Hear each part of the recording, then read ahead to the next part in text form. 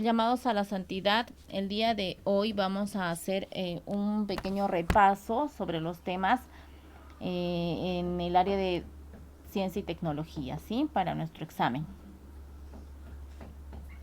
Vamos a empezar con la cadena alimenticia, ¿sí?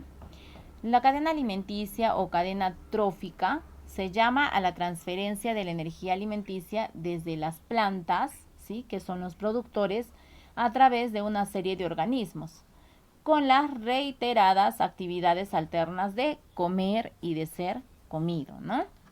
Ahora, en nuestra cadena alimenticia tenemos niveles tróficos. Los niveles tróficos están dados por los productores, los consumidores y los descomponedores o desintegradores. Los productores, ¿sí?, son aquellos organismos capaces de realizar la fotosíntesis, produciendo y almacenando materia orgánica. ¿De quién estamos hablando? De las plantas, ¿no? Los consumidores pueden ser primarios, que son los que se alimentan de la materia orgánica que existe en los productores, ¿sí? También se les llama herbívoros. Y los secundarios, ¿sí?, que utilizan materia acumulada en los consumidores primarios, y a ellos se les llama carnívoros, ¿sí? Ahora tenemos los descomponedores o desintegradores, que son aquellos que se alimentan de organismos muertos, a los cuales descomponen, ¿no? Y aquí en este nivel encontramos a las bacterias y a los hongos, ¿sí? Entonces, tenemos que tener en cuenta que todos somos importantes en la cadena alimenticia, ¿no? En la cadena de la vida. Si faltaran los consumidores, la acumulación de alimentos sería inútil, ¿sí? Y si no hubiera las plantas, no habría plantas, los consumidores de primer orden, o sea, los herbívoros, dejarían de existir, no tendrían de qué alimentarse. Y si los desintegradores desaparecieran, en el suelo no habría alimento para las plantas, o sea, el abono, ¿no? Y estas no podrían crecer. Entonces, si se acaba un eslabón, ¿sí? Si se saca, perdón, un eslabón, la cadena se corta y el equilibrio se rompe. Entonces, recordemos que todos somos importantes, desde las plantitas hasta las bacterias, ¿no? Los microorganismos. Ahora vamos a hablar acerca de los animales.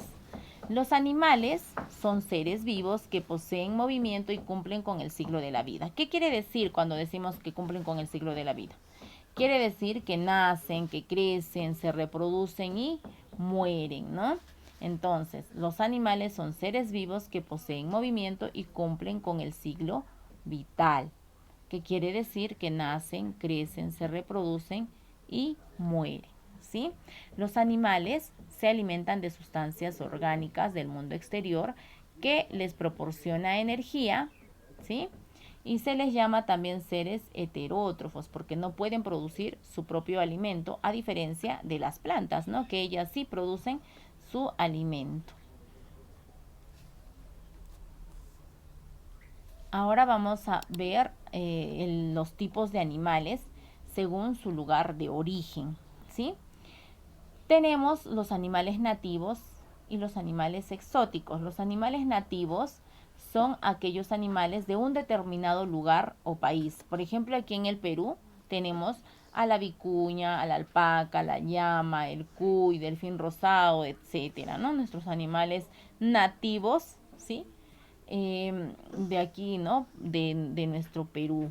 Y también tenemos animales exóticos. Los animales exóticos del Perú son el guacamayo escarlata, el guapo colorado, el delfín rosado, etcétera, ¿sí? Ahora, también según su lugar de origen tenemos nuestros animales domésticos.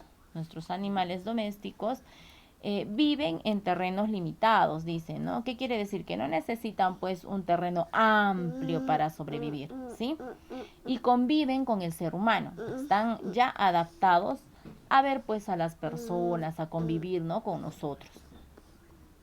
Y a los animales, ¿sí?, domésticos ¿Quiénes lo alimentan? Nosotros los alimentamos, nosotros los cuidamos, ¿no? A ver, algunos ejemplos de animales domésticos son, por ejemplo, el perro, el gato, tortuga, conejo, etcétera, ¿no? Los que nosotros tenemos como mascotas. Ahora, animales silvestres. ¿Sí? Los animales silvestres, a diferencia de un animal doméstico, ellos sí viven en terrenos amplios. Ellos sí necesitan un lugar amplio, una área amplia para poder vivir, ¿sí? Los animales silvestres no están acostumbrados a convivir con el ser humano, entonces, a diferencia de los domésticos. Ahora, los animales silvestres los podemos encontrar en la selva, en las montañas, océanos, ¿no? Ellos sobreviven por sí mismos, ellos buscan su alimento, ¿no? Ellos cazan, pescan, ellos buscan su alimento. En cambio, los animales domésticos, ellos esperan a que nosotros los alimentemos, ¿no? Ahora, ejemplos de animales silvestres tenemos el gorila, el tigre, el leopardo, rinoceronte, etcétera, ¿no? Ahora vamos a ver el movimiento de los cuerpos, ¿sí? El movimiento, ¿qué es el movimiento? El movimiento es el cambio de posición de un lugar que experimenta un cuerpo respecto a otro en un espacio y tiempo determinado. Por ejemplo, nosotros siempre estamos en movimiento, ¿no? Ya sea que estés sentado, siempre estás en movimiento. Ya estás moviendo de repente un pie, de repente la manito, la cabeza, ¿no? Nosotros estamos en constante movimiento, ¿sí? Ahora, el movimiento tiene algunos elementos, ¿no? Y ahora vamos a ver los elementos del movimiento. Dentro de estos elementos tenemos la distancia. ¿Qué es la distancia? La distancia es la longitud de la trayectoria seguida por el cuerpo al moverse. Se puede medir usando un instrumento de medición, ¿no? Ahora, la trayectoria. La trayectoria se define como el recorrido recto o curvo que realiza un móvil al desplazarse de un lugar a otro. Luego tenemos el móvil, ¿no? Que es el objeto o el cuerpo en movimiento. Por lo general se busca determinar su trayectoria o las fuerzas que intervienen. Ahora tenemos el desplazamiento. El desplazamiento es un vector dirigido desde la posición de partida hasta la posición de llegada. Es la distancia que hay, ¿no? entre ellos, ¿no? Entre el móvil, ¿sí? Y, o sea, el cuerpo y el lugar a donde se quiere llegar. La velocidad. La velocidad es la rapidez con la que se mueve un objeto al seguir una dirección, ¿sí? Luego tenemos, por último, el tiempo. El tiempo es la duración que emplea el movimiento en manifestarse, ¿sí? Se puede medir con el uso de un reloj o un cronómetro, ¿no? Ahí tenemos en nuestra imagen, ¿sí? Todos los elementos del tiempo, ¿no? Por ejemplo, ahí tenemos la abeja, que viene a ser el móvil, el cuerpo, ¿no? Y que tiene que llegar ¿a dónde? Hacia la flor, esa es su distancia, ¿no? Tiene una trayectoria, tiene su desplazamiento y también ahí está el tiempo, ¿no? La velocidad. Luego tenemos, a ver, ¿qué más? Vamos a repasar. Y las clases de movimiento, ¿no? Las clases de movimiento son dos, según su trayectoria y según su velocidad. Según su trayectoria, tenemos el movimiento rectilíneo, ¿sí? ¿Qué es el movimiento rectilíneo? Cuando la trayectoria del movimiento es una recta, se le llama rectilíneo, ¿no? Por eso su nombre, rectilíneo, ¿sí? El movimiento es una recta. Por ejemplo, ¿no? Cuando el tren va recto por los rieles, ¿no? Va recto. O cuando una niña camina sobre una cuerda, ¿no? Luego tenemos el movimiento curvilíneo, que es cuando la trayectoria del móvil tiene una o varias curvas. Por ejemplo, cuando un auto está en carretera, ¿no? Y viene una curva, ¿sí? Así como vemos en nuestra imagen. Luego tenemos el movimiento elíptico, que es cuando la trayectoria del móvil es una elipse. Por ejemplo, el movimiento de traslación del planeta Tierra. Luego tenemos el movimiento ondulatorio, que es cuando el móvil se produce en forma de onda. Por ejemplo, al caer una piedra en el agua, ¿sí? Esta se mueve en forma de ondas, ¿sí? Luego tenemos el movimiento circular, que es cuando un objeto describe una circunferencia, por ejemplo, las sillas voladoras, ¿no? En los juegos mecánicos. Luego tenemos nuestro movimiento parabólico. Es aquel, ¿sí?, en el que el objeto realiza una trayectoria curva atraído por la gravedad. Por ejemplo, cuando nosotros lanzamos una piedrita, ¿no? Sube y luego baja en curva, ¿no?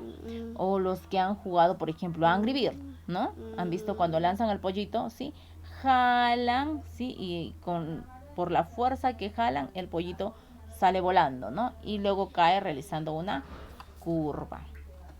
Luego tenemos, ¿sí?, según su velocidad, tenemos el movimiento rectilíneo uniforme y el movimiento rectilíneo uniformemente variado. El movimiento rectilíneo uniforme, dice, es un movimiento rectilíneo que se caracteriza por tener una trayectoria recta, sin cambiar su velocidad, ¿sí? Por ejemplo, un tren realiza un movimiento rectilíneo uniforme, ¿sí?, ya que avanza por una línea recta y además durante largos tramos mantiene constantemente su misma velocidad. No aumenta de velocidad ni disminuye, ¿no? Nuestro movimiento rectilíneo uniformemente variado quiere decir, que es cuando se produce al recorrer una superficie recta, dice, pero cambiando de velocidad, ¿no? A esto se le llama aceleración. ¿Qué quiere decir? Que de repente, cuando nosotros corremos, por ejemplo, ¿no? Vamos corriendo rápido, luego disminuimos nuestra velocidad, ¿no? Aumentamos nuestra velocidad, disminuimos nuestra velocidad de acuerdo a nuestro cansancio, ¿no? En el caso cuando vamos corriendo, ¿no? Ese es un ejemplo de movimiento rectilíneo uniformemente variado, ¿sí? Luego tenemos, otro tema más, máquinas simples, ¿sí? Recuerda, dice, ¿no? Recuerda que las máquinas se emplean para realizar algunas clases de trabajo con ahorro de tiempo, de trabajo y de energía. Las máquinas simples fueron las primeras en ser inventadas por el hombre y se usan generalmente, pues, para mover pesos, ¿sí? Aquí nosotros vamos a ver, hay muchas máquinas simples, pero nosotros vamos a tratar ahora solamente 3, ¿sí? La polea, que es una máquina simple formada por una rueda, ¿sí?, que se mueve alrededor de un eje por cuyo canal corre una cuerda, como vemos ahí en el dibujo en nuestra imagen.